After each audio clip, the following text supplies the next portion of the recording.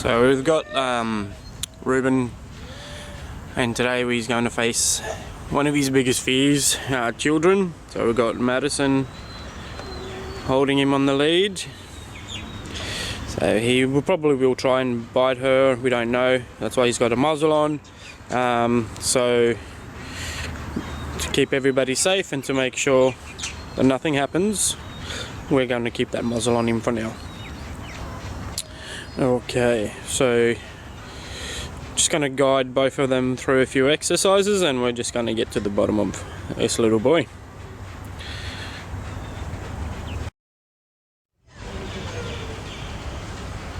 Hey Ruben. Hi Ruben.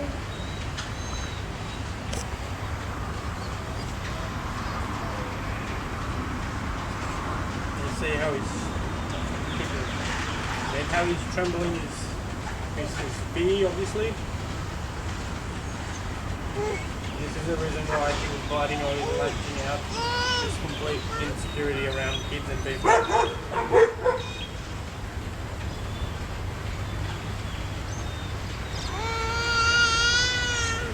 That's right, Delta Base.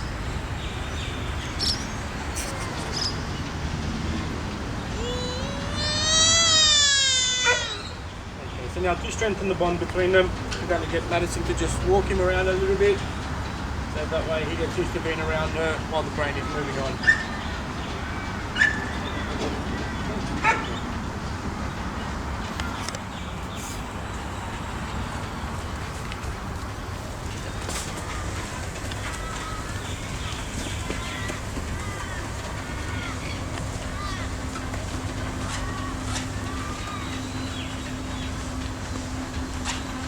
His tail is starting to come out, he's a lot more relaxed.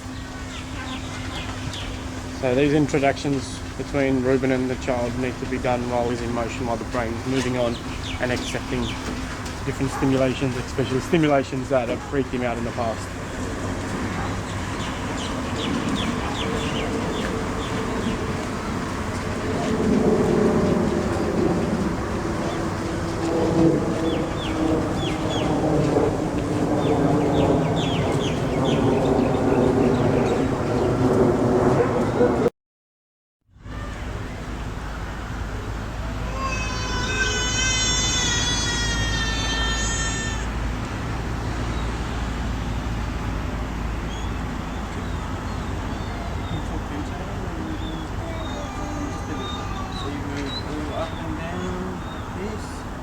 Massage, even here around the ears. This helps the dog relax.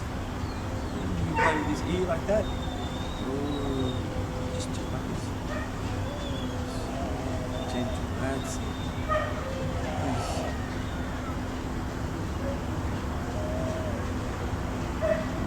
Adding like this nice long short pats like that. Yeah. Good boy, Ruben. You're a good boy.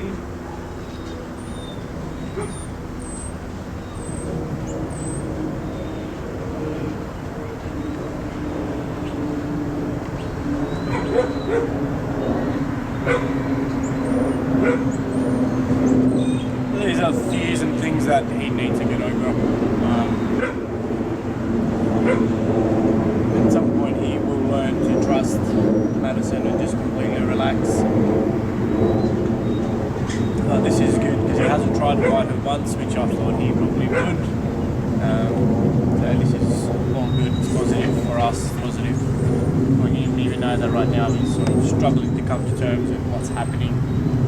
He will get over it, and we're just going to repeat these exercises today until he completely sort of gives into that whole idea and gives into the fact that a child is touching him and that he's around her, which is good. You see the tremors are starting to sort of slow down a little bit.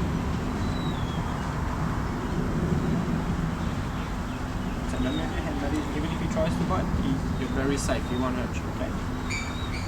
But that's another important thing as well, is if he does try and bite, the worst thing you could do is take your hand away from there. So we need to teach him that what he does not work, and it does not get us away from him.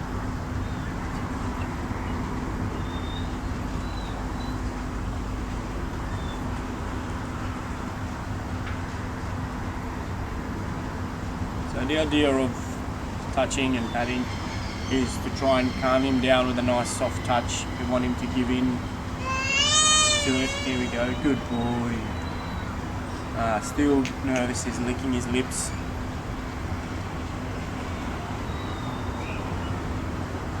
You're trying to take the muzzle off, little man. Stress signals, lifting his paw up. Hello, buddy. Yeah, that's alright. It's okay.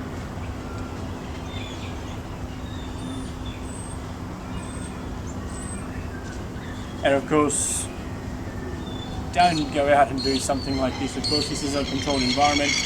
I'm here the whole time. Children and dogs should never be left alone. It doesn't matter how good you think your dog is. Never ever leave a child and a dog together by themselves, because that's how accidents happen, that's how bites happen, and there's a lot to it. So please don't think or trust dogs and kids together. Doesn't matter. Dogs react, so it doesn't matter if they've grown up together and they've always been fine.